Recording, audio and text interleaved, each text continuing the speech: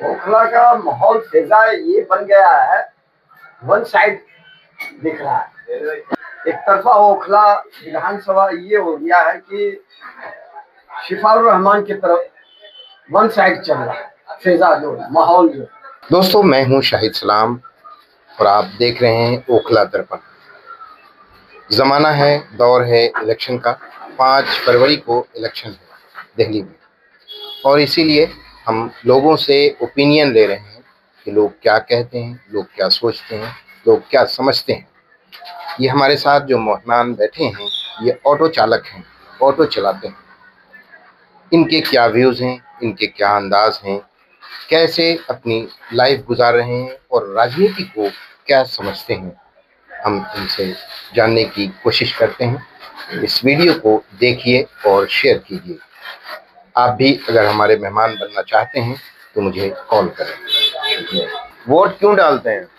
हमें क्या ना, संविधान ने ये अधिकार दिया कि हम अपना नेता चुने जिसको चाहे। अच्छा कैंडिडेट आना चाहिए चुन करके, किसी पार्टी का वो काम करे, हमारे एरिया के लिए काम करे, एजुकेशन के लिए काम करे, सफाई के लिए काम करे, हॉस्पिटल के लिए काम करे, कॉलेज बनाए हो। मैं तो निष्पक्ष बात कर रहा हूँ। मैं किसी एक पर्टिकुलर पार्टी को यहाँ पे क्लीन चिट देने के लिए या किसी कटघरे में खड़ा नहीं कर रहा हूँ। क्या हालात है ओखला का? देखिए, मैं समझता हूँ, जो मुझे थोड़ी बहुत राजनीति की समझ है, मैं तो बहुत छोटा सा स्टूडेंट, टेस्ट हुआ जामिया मिल्लिया इस्लामिया कॉलेज, और उसके बाद शाहीन बाग में जब जगह कम पड़ गई जामिया मिल्लिया में, तो एक मर्द मुजाहिद खड़ा हुआ, और उसकी गलती सिर्फ ये थी कि उसने हुकूमत को ललकारा था। उसने कोई चोरी नहीं की थी, उसने कोई जमीन नहीं हड़पी थी, या उसने किसी की इस्मत देर नहीं की थी, किसी की इज्जत पे उसने हाथ नहीं डाला था। उसने गलती यही की, उससे सवाल किया था, जिसकी वजह से वो 4.5-5 साल से जेल में है, और अभी 3 तारीख तक के लिए उनको को अभी जमानत पे आए हैं, और वो मुचलके पे आए हैं। जो भी है, सुप्रीम कोर्ट जो है सबसे बड़ी सर्वोपरि है, उसके खिलाफ तो हम नहीं बोल सकते। हमारा मुल्क है और सबसे बड़ी अदालत है, तो उसने 3 तारीख तक जो उनको भेजा, तो इस वजह से बाहर आया। और उस आदमी की गलती यही है कि उसने जो है आवाज उठाई, और हम अब आइंदा आने वाली नस्लों को ये हम फिर मुंह नहीं दिखा पाएंगे अगर इस वक्त हम आइन को नहीं बचा पाए। अरविंद केजरीवाल उसको भी छोड़ा था इलेक्शन के दरमियान, लोकसभा का जी, इन पे पैरोल पे छोड़ा गया है जी। तो इन पे तो खर्च इन्हीं के पॉकेट से लिया जा रहा है। नहीं, देखिए, अरविंद केजरीवाल को शिफाउर रहमान खान से नहीं जोड़ सकते आप। अरविंद केजरीवाल बिल्कुल अलग चीज है, ये अलग है बिल्कुल। आप दोनों को नहीं जोड़ सकते एक तरफ। अरविंद केजरीवाल पे वो भी है। नहीं, देखिए, उस पे इल्जाम लगे। सुनिए सर, सुनिए, उस पे इल्जाम लगे कि शराब घोटाले का फलाना फलाना, लेकिन शिफाउर रहमान खान पे कोई इल्जाम नहीं है। तो फिर ऐसा क्या दोहरा रवैया क्या? हाँ, दोगलापन क्यों है? नहीं, तो यही तो हम सवाल कर रहे हैं हुकूमत से कि इंसान सब हुकूमत की निगाह में और कानून और उसके दायरे में सब बराबर है, तो दोहरा रवैया नहीं होना चाहिए। बिल्कुल आपका सवाल बजा है, भेजा नहीं है। ओखला का क्या माहौल है? अभी इलेक्शन 5 तारीख को है, लेकिन क्या लग रहा है आप लोगों को? आप लोग पूरे दिन ओखला में रहते हैं। ओखला का माहौल फिजा ये बन गया है, वन साइड दिख रहा है। क्योंकि यहाँ पे सवाल ये है कि ये संविधान की लड़ाई और एक इलेक्शन हो रहा है, और इसमें जो है एक तरफा ओखला विधानसभा ये हो गया है कि शिफाउर रहमान की तरफ वन साइड चल रहा है, फिजा जो माहौल जो।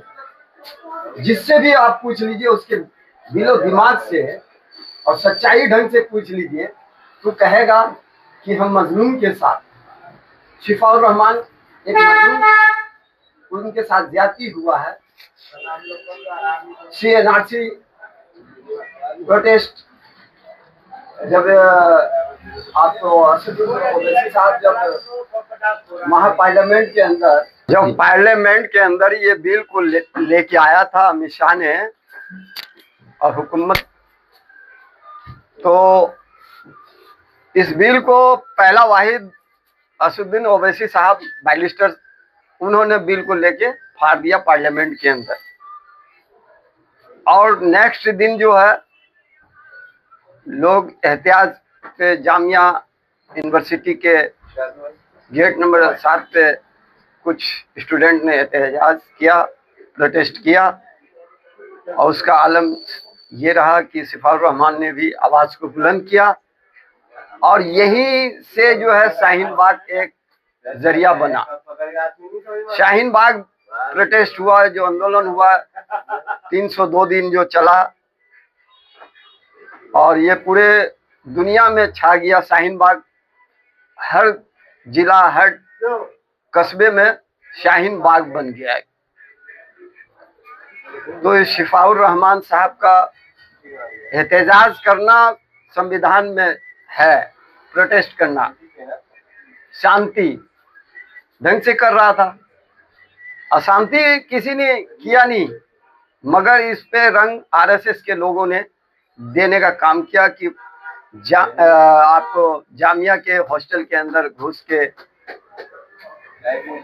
वर्दीधारी के ड्रेस में और बच्चे पर अत्याचार किया, लाठी डंडा से हमला किया, आंख तोड़ा, पैर तोड़ा, हाथ तोड़ा, बहुत तरह से ज्यादती हुआ। और दूसरा नंबर, इन आरएसएस के गुंडे ने सराय जुलेना में इसका फायदा उठाया, वहां पे सरकारी बसों में आग लगाने का काम किया। ये आरएसएस के गुंडे मवाली ने, जो पुलिस के ड्रेस में था,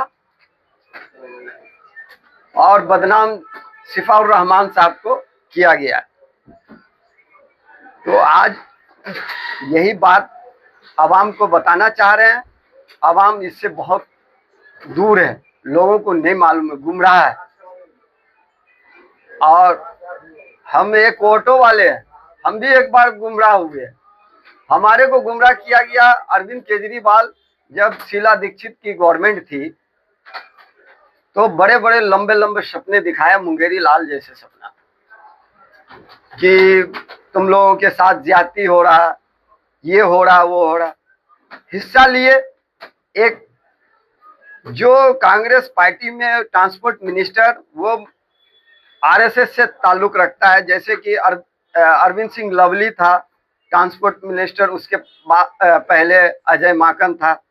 उन लोगों ने ज्यादती हकीकत में किया, क्योंकि ये गोदी मीडिया जो तलवार चाटने वाले,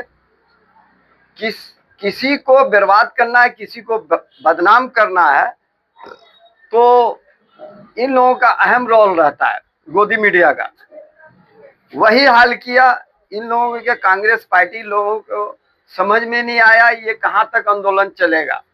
अब हम लोगों को एक मुद्दा के रूप में आ गया अरविंद केजरीवाल। अरविंद केजरीवाल के लिए हम लोगों ने दिन रात एक किए। हर स्टेशन पे ऑटो वाले से मिलते थे, टैक्सी वाले से मिलते थे, और उस पे पोस्टर चिपकाने का काम किया करते थे। और इसका ऑफिस मैन बनाया था कनॉट प्लेस, हनुमान मंदिर के पीछे। वहीं से इन्होंने कामयाबी भी पाया, 28 सीट लाया। उसके बाद 8 सीट घट गया था, जो कांग्रेस के समर्थन से सरकार बनाया था, जो 49 दिन चला। उसके बाद इन्होंने उसी कनॉट प्लेस हनुमान मंदिर के पीछे आता है, वहीं से रिजाइन भी दे दिया था।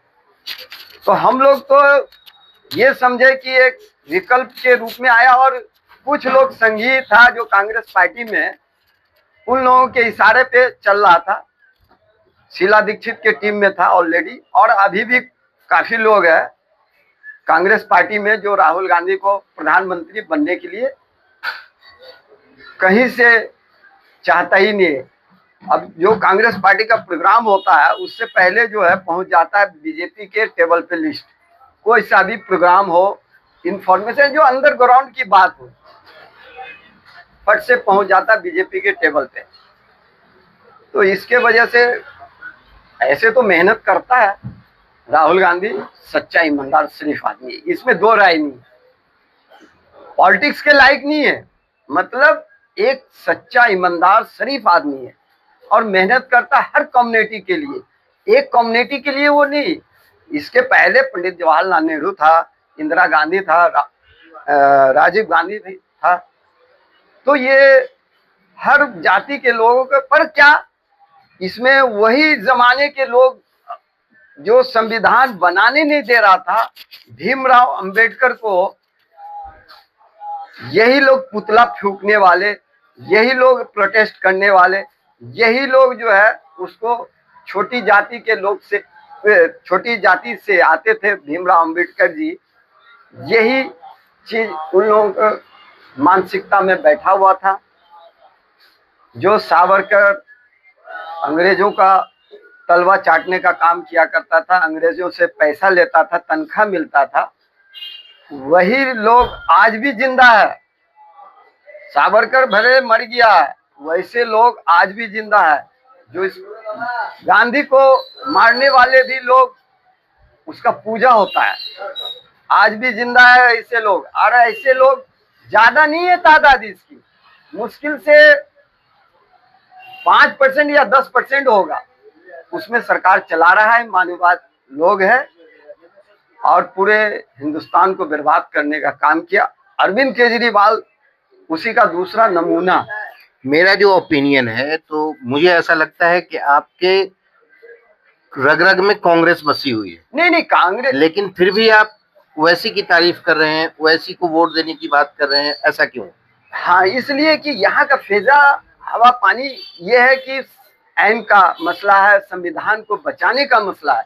शिफाउर रहमान कोई गलत नहीं काम किया, शिफाउर रहमान एक आंदोलन, इनकलाब पैदा करने का काम किया था, कोई देशद्रोही का काम नहीं। देशद्रोही कानून, उस पे काला कानून लादा गया जबरदस्ती।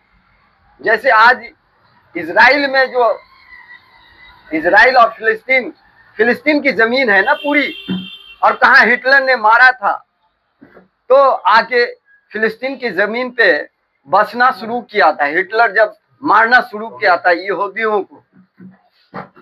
तो आज उस जिन लोगों ने, फिलिस्तीन ने के लोगों ने उसको किराए पे फ्री में रखा, शरण देने का काम किया, उसी का हड़प लिया जमीन, उसी का मकान छीन लिया।